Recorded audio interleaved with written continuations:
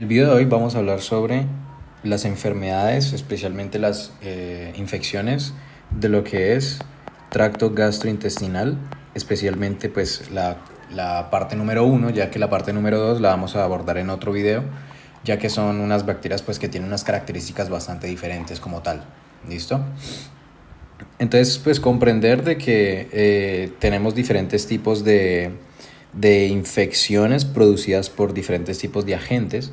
Y aquí es cuando entramos especialmente en lo que son las bacterias gram negativas.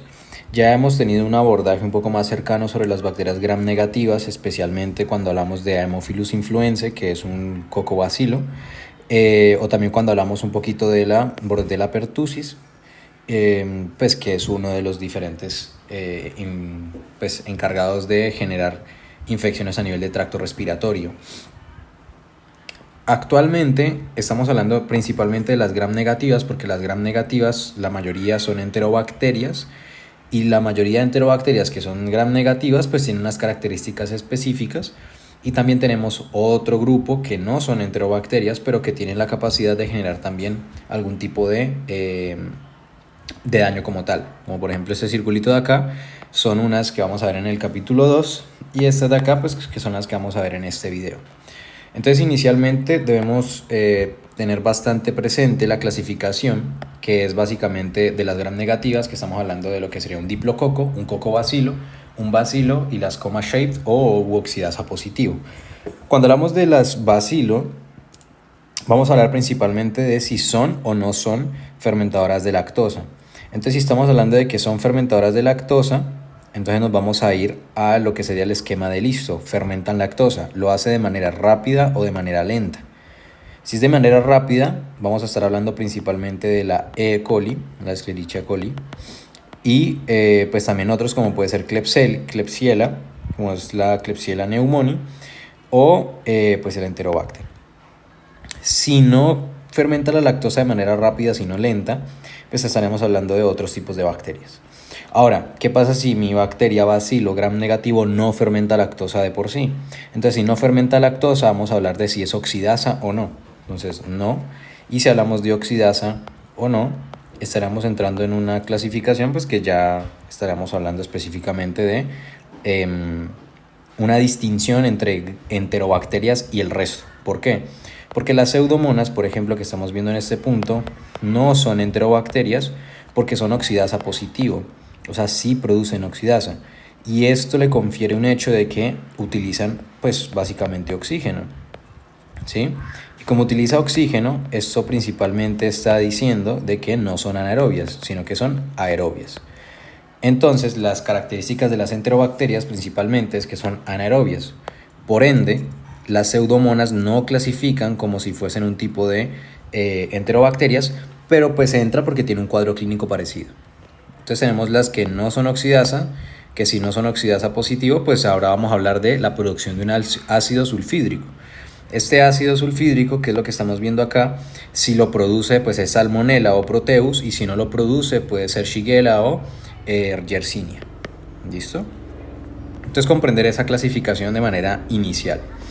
Entonces vamos a hablar principalmente, esto pues de las infecciones de cavidad oral no es muy relevante, especialmente pues en el curso, solo que se toca un poco, especialmente pues por el hecho de que el tracto gastrointestinal pues inicia desde lo que sería la cavidad oral, porque es donde inicia la digestión, ¿no?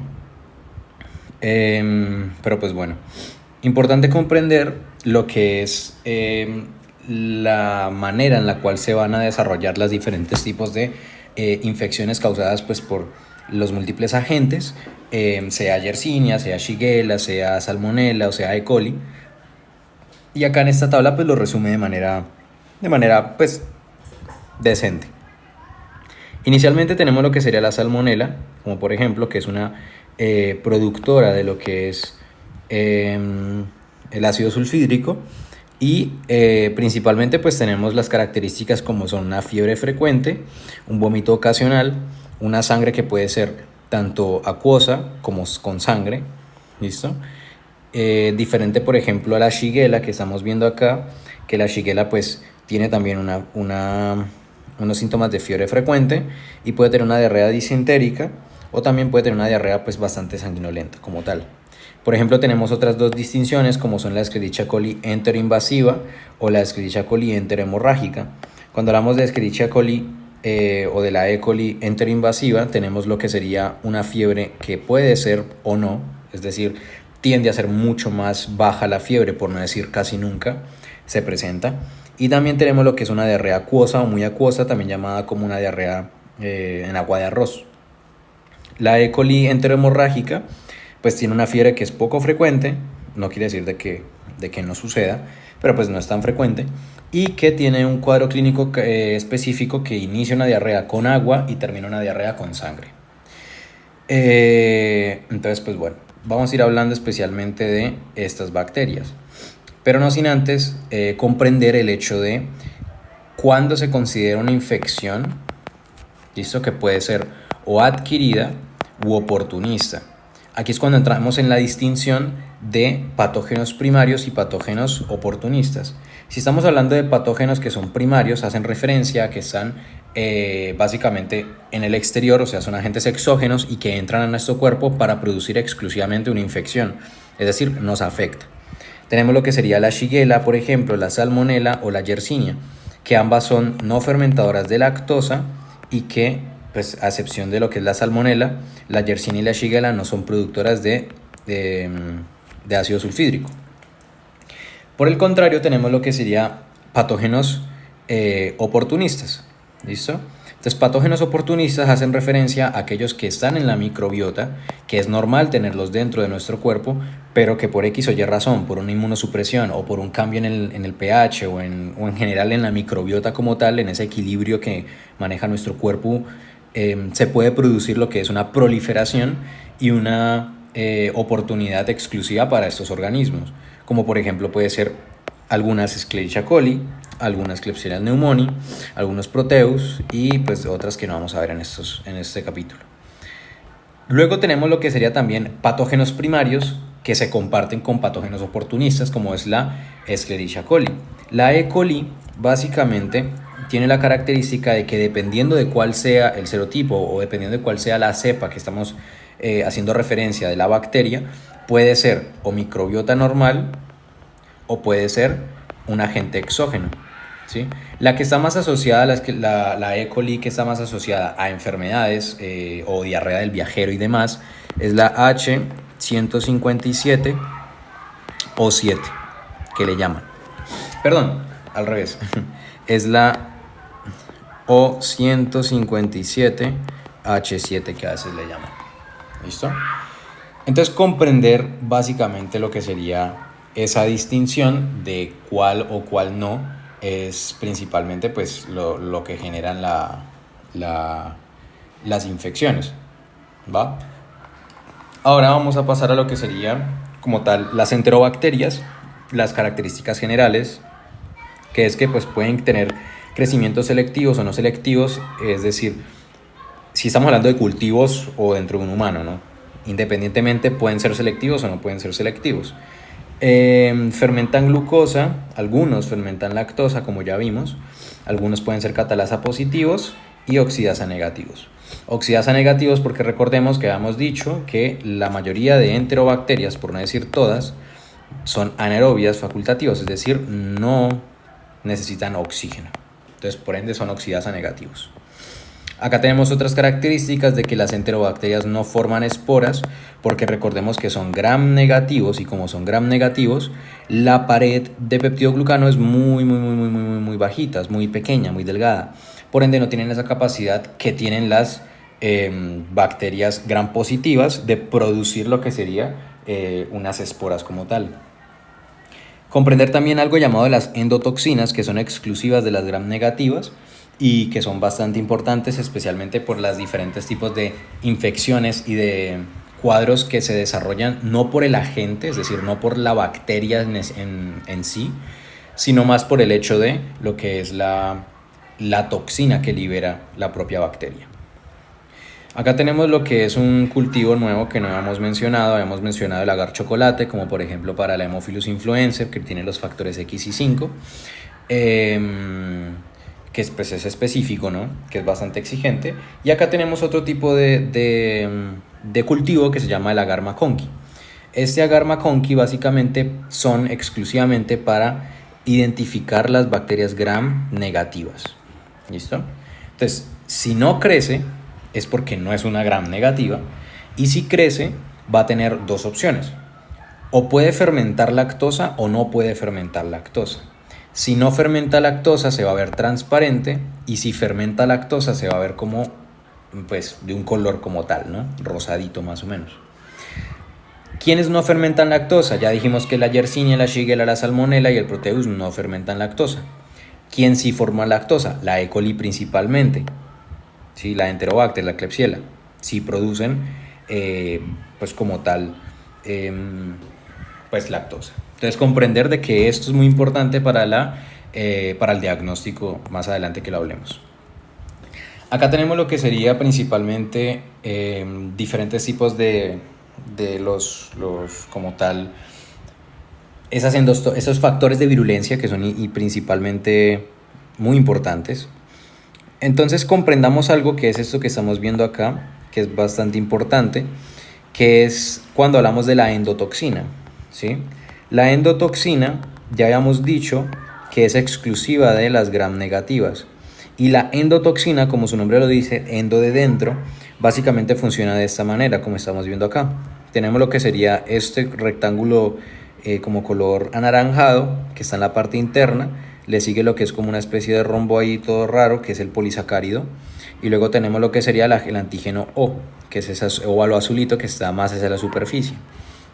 ¿Qué pasa? El lípido A es el que contiene la endotoxina. ¿Listo? Y el antígeno O es el que está adherido a lo que sería esa endotoxina o a ese complejo de endotoxina. Entonces es importante comprender cuál es el más, digamos, el más peligroso. ¿Por qué? Pues porque el lípido A, que es la endotoxina, está igualmente unido a lo que sería el antígeno o pues básicamente a lo que es el polisacárido O que le llaman, que es el que le da como la identificación como tal. También tenemos lo que sería el antígeno H, que hace referencia a flagelo, o el antígeno K, que hace referencia a la cápsula. ¿Listo? Entonces, por eso cuando les mencioné, por ejemplo, en los patógenos, el O157H7, que lo vimos aquí, ¿sí? Principalmente comprender de que esas letricas no es porque se vean bacanas, sino porque tienen como tal un significado. Cuando hablamos de esto de acá, como por ejemplo el O157H7, hace referencia a que pues sí, tiene lo que es un antígeno O que está unido a lo que sería una endotoxina que está identificada, no sé por qué el número, pero pues está identificada al número 157. Cuando hablamos de H7 está haciendo referencia a que está unido a lo que sería o tiene la presencia de un flagelo. Eso le confiere la posibilidad de tener una movilización dentro del propio tracto gastrointestinal o pues el propio cuerpo en general. Entonces comprender de que los nombres tienen un sentido y que esos antígenos son necesarios pues para reconocer, digamos, si tiene algún tipo de característica específica o no, ¿sí? Por ende, si hablamos de el O157 sin ninguna H, no tiene flagelo, por ende no es móvil, ¿va? Entonces comprender eso es importante. Luego si vamos a los factores de virulencia comunes, que es lo que estamos viendo acá, pues ya habíamos nombrado varias cositas, como por ejemplo pues la endotoxina, que ya dijimos que era bastante necesaria y que es exclusiva de la gram negativa. Tenemos una cápsula que está representada con la letra K, ¿sí? Que permite lo que es una protección a fagocitosis por parte, por ejemplo, de macrófagos. También tenemos lo que es algo llamado la variación de fase antigénica, que es la que estamos viendo acá, que inclusive se logró observar, por ejemplo, en el Haemophilus influenzae, que hemos dicho que eran serotipos de la A a la F, creo que eran, y que el B es el más común. Pues estos serotipos, básicamente, o esta variación entre cada uno de los diferentes tipos de bacterias, pues se les confiere por el hecho de que pueden variar en esos antígenos que presentan. ¿Para qué? Para de esta manera burlar el sistema inmune y a su vez poder pues garantizar su supervivencia, ¿no? Entonces, por ejemplo, tenemos el antígeno O, que es de la endotoxina básicamente, el K de cápsula y el H de flagelo. Entonces, por eso acá dice que impide muerte celular por anticuerpos, pues porque no reconoce esos antígenos. También tenemos un sistema de secreción tipo 3 que Esto lo vimos en la primera clase, que de hecho pues no grabé video de generalidades porque pues no es muy complicado, pero imaginemos que tenemos esta bacteria de acá, por ejemplo, ¿listo? Esta bacteria de acá. Entonces que esta bacteria de acá tiene como una especie de rectángulo que está saliendo y que este rectángulo tiene adentro algo, ¿listo? Y ese rectángulo se conoce como una jeringa. Imaginemos que acá tenemos nuestra celulita normal, así toda medio amorfa, y lo que va a suceder es que la bacteria se va a acercar a la célula y en lugar de literalmente tirar lo que está dentro al medio, ¿sí? En lugar de tirarlo, con la suerte de que alguna de esas cositas se le peguen, lo que hace la bacteria es básicamente toma lo que sería, se acerca, ¿listo? Lo suficiente, y lo que hace es que con esa jeringa se introduce dentro de lo que es la célula y así inyecta lo que sería su material, y cuando hablamos de material pues hablamos también de lo que serían las endotoxinas. Entonces esto que estamos viendo acá es endotoxinas, y esto que estamos viendo dentro, que lo inyecta como una inyección, para la redundancia, pues es una endotoxina. ¿Cuál es la diferencia entre yo soltar esto en el medio y hacer esto? Esto se conoce como tipo 3, que es un tipo de secreción tipo 3, y es mucho más eficiente y burla mejor el sistema inmune, porque no estamos liberando básicamente moléculas que puede algún tipo de célula del sistema inmune detectar de manera fácil y decir, uy, acá hay algo que no debería estar y esto es tóxico. Entonces no presenta eso, sino que simplemente lo inyecta y nadie se da cuenta. Por eso pues se utiliza lo que sería el sistema de secreción tipo 3. También pues tenemos secuestro de factores de crecimiento, especialmente de hierro, y lo que sería una resistencia alta a la antimicrobiana, ¿va? Esto pues por los factores de virulencias. Comprender también de que tenemos lo que sería pues esto de acá, que es lo mismo, factores de virulencia, como pueden ser sistemas de secreción de toxinas, como pueden ser las hemolicinas, las adhesinas pues para permitir la adherencia, los plásmidos para permitir la variación antigénica, los lipopolisacáridos con la cápsula pues con el antígeno O, con la endotoxina, etc, etc, etc. ¿Listo? Que es lo que ya hemos venido hablando. Entonces ahora sí vamos a hablar específicamente de lo que es la E. coli. Entonces la E. coli tiene diferentes y tiene múltiples tipos de complicaciones. Hay E. coli enterohemorrágica, o conocida como E. coli productora de toxina Shiga, o E. coli enterohemorrágica. También tenemos la E. coli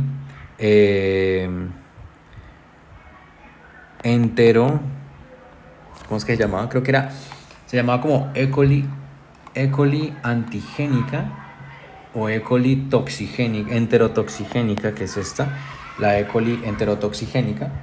Y básicamente pues cada una tiene unas características específicas, ¿no? Que la vamos a ir viendo poco a poco. Entonces primero inicial con lo que sería, de hecho acá está, E. coli, no la he visto, E. coli enterohemorrágica y la E. coli enterotoxigénica. Perfecto. Entonces, ¿cuál es lo característico de la E. coli? Entonces, lo característico de la E. coli, voy a escribirlo acá, es que si estamos hablando de, iniciemos con esto, si estamos hablando de la E. coli, espérate, pongo esto más grueso, si estamos hablando de la E. coli enterotoxigénica, estamos haciendo referencia a la diarrea del viajero, que es lo que se conoce como acá. Cuando hablamos de la diarrea del viajero, nos vamos a relacionar con un agua contaminada principalmente. Entonces el agua contaminada contiene la Escherichia coli, característica de la E. coli enterotoxigénica. ¿Listo? Entonces esta enterotoxigénica o enterotoxígena, como quieran llamarlo, tiene unas características específicas, como es transmisión por agua contaminada, una fiebre que no es frecuente, o sea, es muy baja, por no decir que no tiene, y una diarrea líquida, casi conocida como agua de arroz. Por eso es importante comprender eso mismo. ¿Listo?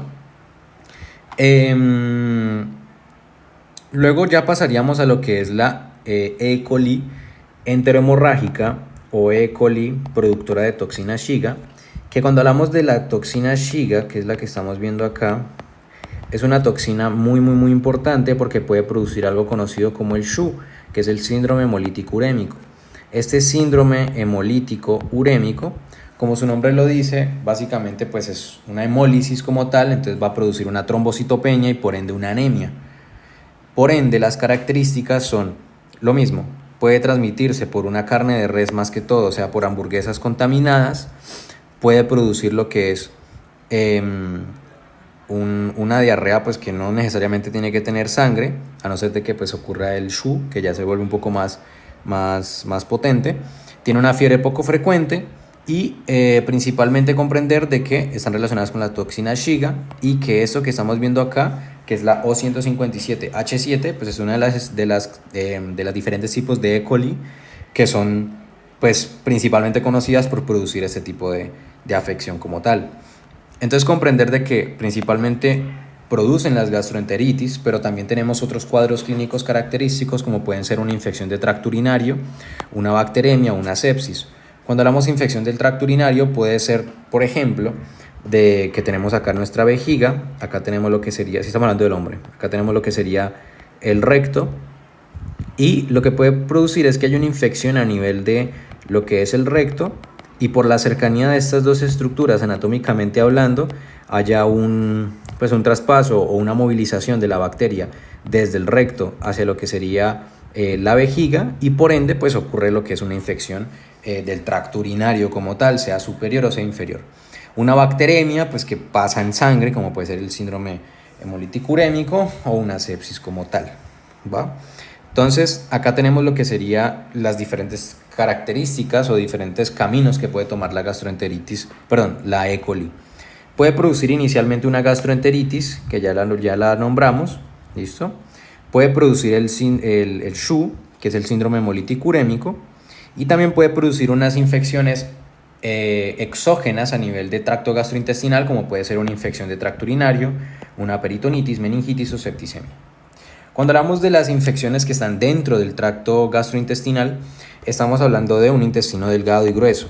Puede ser la Escherichia coli enterotoxigénica, puede ser la Escherichia coli, se le llamaba enteroagregativa, creo que se le llamaba así, enteroagregativa.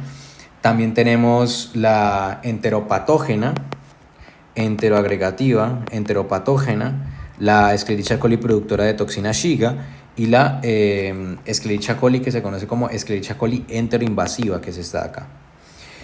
¿Cuáles son los importantes? Principalmente la enterotoxigénica y la productora de toxina Shiga. ¿Por qué? La enterotoxigénica es la conocida como diarrea del viajero y la enteroinvasiva, que se conoce también como la enterohemorrágica, la Escherichia coli productora de toxina Shiga es conocida como enterohemorrágica, pues es una de las principales y más importantes por el hecho de que hay una hemorragia directa y segundo porque puede producir un síndrome hemolítico urémico conocido como SHU.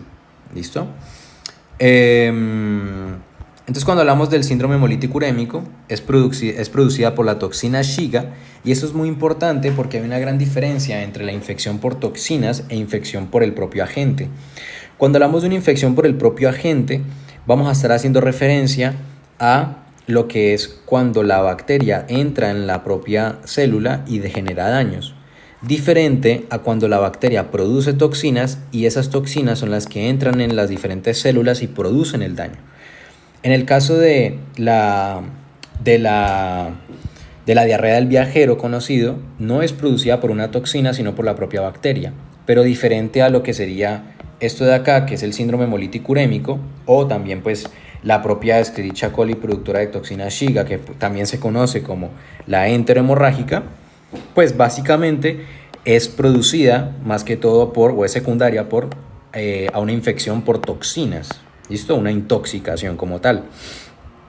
Entonces comprender de que es producida por la toxina Shiga, también se conoce como enterohemorrágica, principalmente comprender de que están mediadas por la toxina Shiga 1 y 2 y comprender de que lo que sucede en este punto es que cuando hablamos de síndrome hemolítico, hemo de sangre, lítico de ruptura, estamos hablando de una ruptura como tal, por ende hay una anemia hemolítica que cursa con una trombocitopenia, es decir, bajos niveles. Por ende tenemos una anemia hemolítica, una trombocitopenia y una falla renal como tal, pues por el hecho de que destruye las células endoteliales del glomérulo. Entonces, eso por parte de E. coli, que es lo más característico. Entonces, comprender dos cosas. Primero, el tipo de E. coli relacionado con lo que es el síndrome hemolítico urémico o el SHU, ¿sí? Es el O157H7, ¿sí? Que produce la toxina Shiga, que básicamente es la 1 y la 2, ¿sí? Y que la 1, pues ambas básicamente producen o inducen a lo que sería un daño a nivel de los capilares del glomérulo, y que esos capilares del glomérulo desembocan en una falla renal, en lo que también sería una anemia hemolítica, y esta anemia hemolítica produce lo que sería una trombocitopenia, es decir, bajos niveles. Entonces, comprender eso.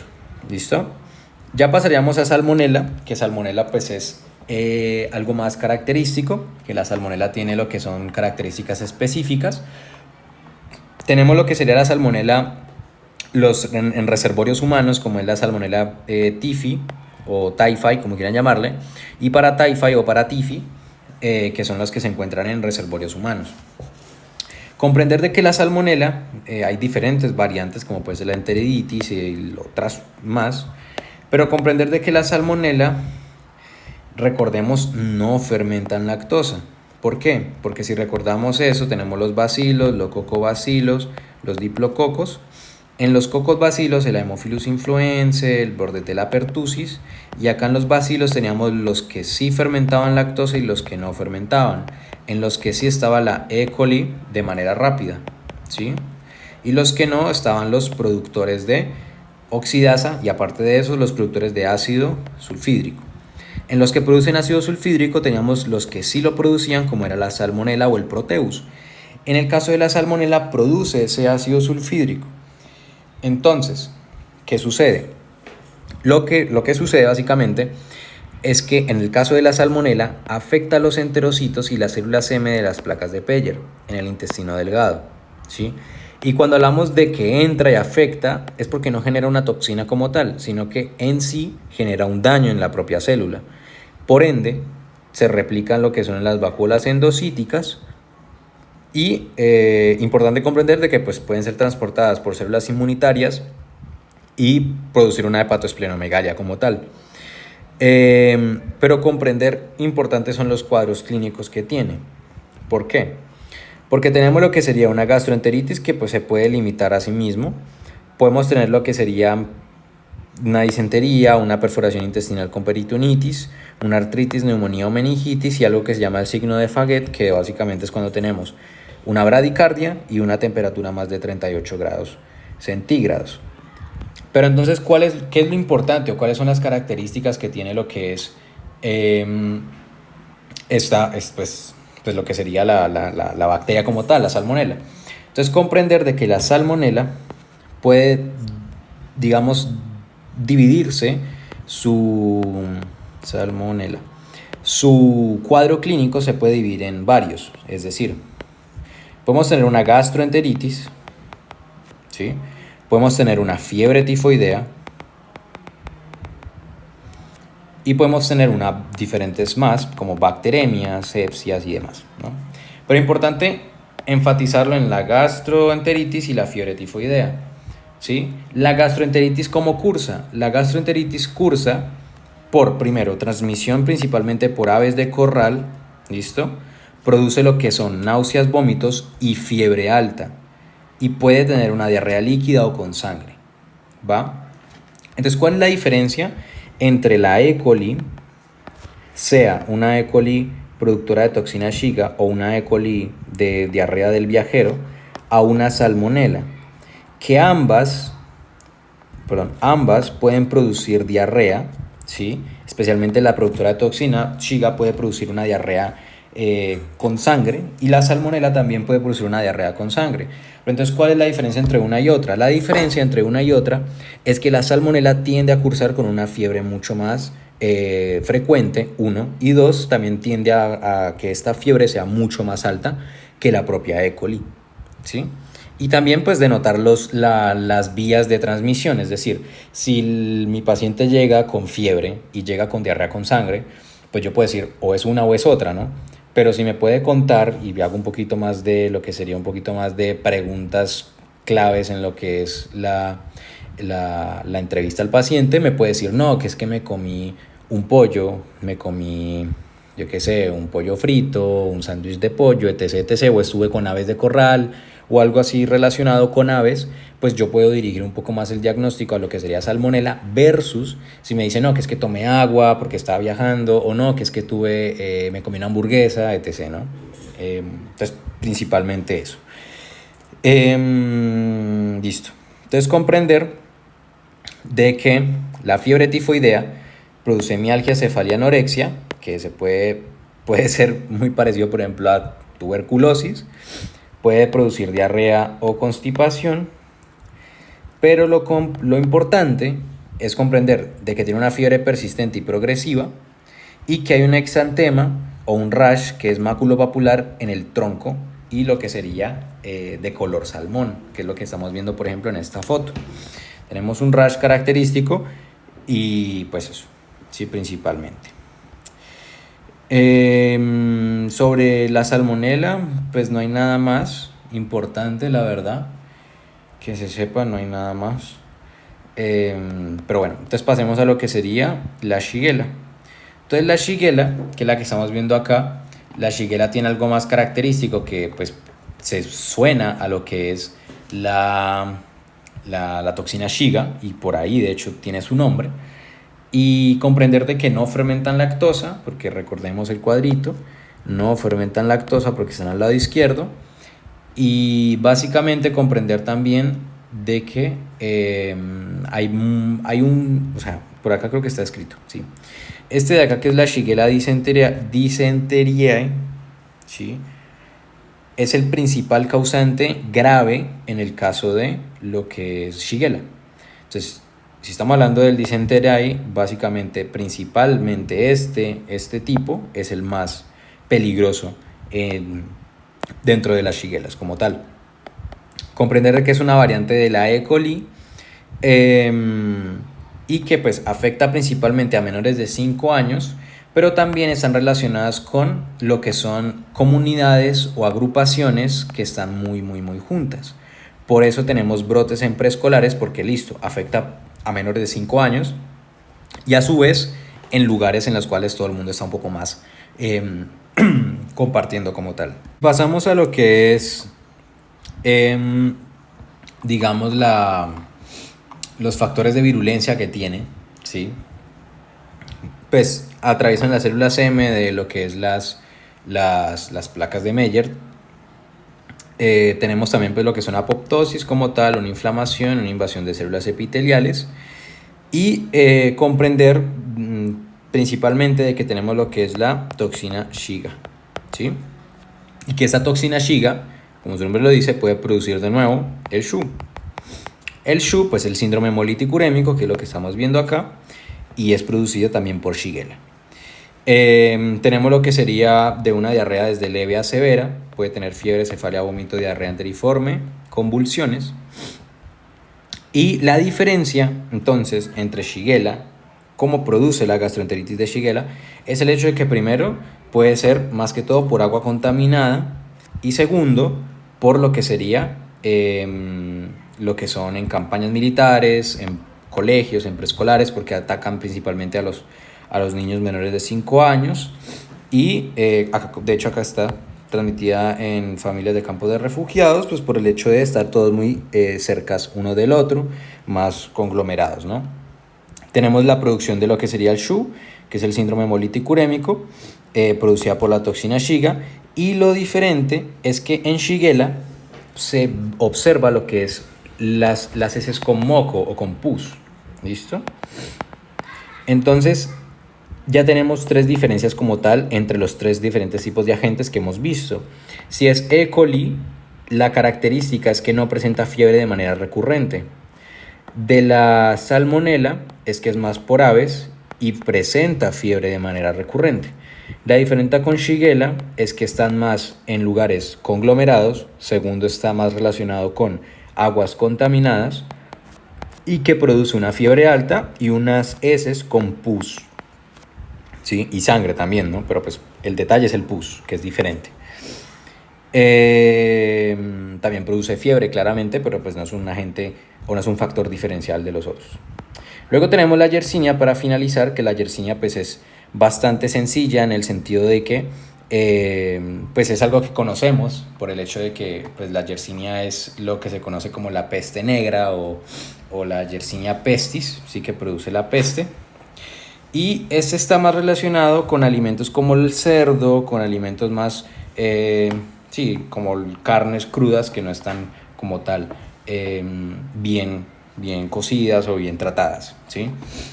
Entonces comprender que la Yersinia pestis pues es el que se relaciona con las diferentes pestes como la bubónica, la neumónica y etc.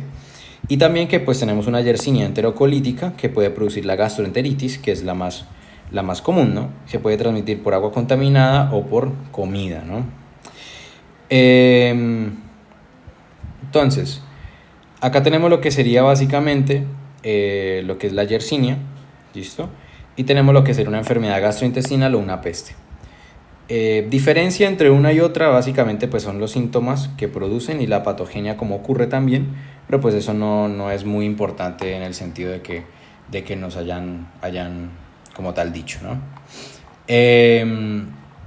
Comprender acá tenemos lo que sería pues los diferentes tipos de vectores, que cómo se adquiere lo que sería las infecciones. Tenemos lo que son diferentes ganados, como puede ser pues los cerdos, lácteos y carne mal cocida, que puede tener una infección como tal.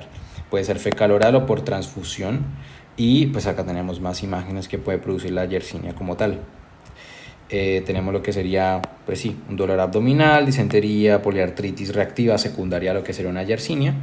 Y el diagnóstico por laboratorio, pues difiere uno de otro, ¿listo? ¿Por qué? Porque si estamos hablando de, listo, vamos a dar como tal si yo quiero identificar, podemos hacer un cultivo.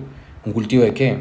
Un cultivo específicamente de McConkey, que me permite identificar gram negativas y si fermentan o no lactosa. Y dependiendo de la clínica que yo tenga, puedo dar un diagnóstico como tal o diagnósticos diferenciales. También puedo hacer pruebas, puedo detectar toxinas como puede ser la toxina Shiga 1 y 2, en el caso de que si yo no sé diferenciar si es una E. coli o una salmonela, porque ambos presentan fiebre y porque ambos presentan sangre, ¿sí? Y mi paciente no me dijo que comió un pollo o no, entonces pues difícil saberlo. Y pues eso. También tenemos algo que se llaman los FIM-Array, que son pruebas moleculares un poco más específicas, pero pues esto no tiene como tal misterio, ¿sí? O sea, es como mandamos un FIM-Array específicamente para un panel gastrointestinal y me da todo lo que son la identificación de los diferentes tipos, por ejemplo, de E. coli o de Shigella como tal. Tratamiento pues antibiótico, y normalmente no se trata al que no tenga síntomas, ¿sí? Y esto lo hablamos principalmente cuando hablamos de infecciones de tracto gastrointestinal número 2. También pues manejar muy bien las carnes, manejar muy bien la higiene a nivel de manos a la hora de ir al baño, manejar muy bien el saneamiento del agua, principalmente porque puede ser una E. coli o una Shigella, y pues eso como tal. Y eso básicamente sería el video de hoy. En el próximo hablaríamos especialmente de lo que es el Campylobacter, el Helicobacter y lo que es el otro Campylobacter, si mal no recuerdo, que de hecho pues vamos a verlos de una vez que están acá, que las tenemos aquí. Entonces, estas de acá vamos a hablar del Campylobacter jejuni, el Vibrio cholera y lo que sería el Helicobacter pylori. Entonces, pues nada, igualmente cualquier corrección sobre las infecciones de gastrointestinal pueden realizarlas en los comentarios. Pueden también chequear la descripción o los comentarios si es que no he puesto nada, pues es porque la información no está del todo mal y es la que es, ¿no?